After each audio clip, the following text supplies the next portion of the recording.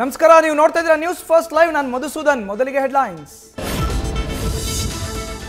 ಮಕ್ಕಳಲ್ಲೂ ಹೆಚ್ಚಾಗುತ್ತಿರುವ heart attack ಕೇಸ್ಗಳು, ಹೃದಯ ಸಂಬಂಧಿ ಪಠ್ಯ ಅಳವಡಿಕೆಗೆ ಶಿಕ್ಷಣ ಇಲಾಖೆ ರೂಪ್ಸಾ ಮನವಿ.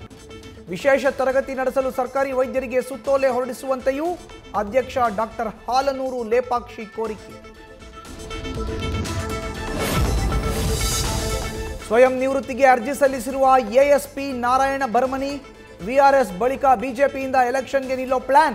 ಬೆಳಗಾವಿ ಗ್ರಾಮೀಣ ಕ್ಷೇತ್ರದಿಂದ ಸ್ಪರ್ಧೆಗೆ ತಯಾರಿ ನಡೆಸುತ್ತಿದ್ದಾರೆ ಅನ್ನೋ ಬಗ್ಗೆ ಚರ್ಚೆ.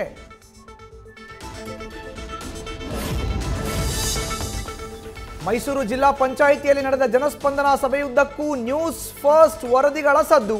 ಕಬಿನಿ ಹಿನ್ನೀರಲ್ಲಿ ಅಕ್ರಮ ರೆಸಾರ್ಟ್, ಸುಭಾಷ್ ಪವಾರ್ ಕಾರ್ಪೊರೇಷನ್ ಕಳ್ಳಾಟ, ನಕಲಿ ವ್ಯಕ್ತಿಗಳ ಹೆಸರಲ್ಲಿ ಆಸ್ತಿ ಪರಾಭಾರೆ. 10ಕ್ಕೂ ಹೆಚ್ಚು ವರದಿಗಳ ಬಗ್ಗೆ ಸಭೆಯಲ್ಲಿ ಚರ್ಚೆ. ಕಾನೂನು ಕ್ರಮದ ಭರವಸೆ ನೀಡಿದ ಸಚಿವ ಮಹದೇವಪ್ಪ.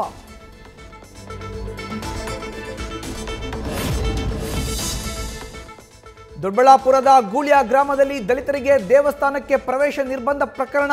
ತಹಶೀಲ್ದಾರ್ ವಿಭಾ ರಾಥೋಡ್ ನೇತೃತ್ವದಲ್ಲಿ ಸಂಧಾನ ಸಭೆ ಯಶಸ್ವಿ.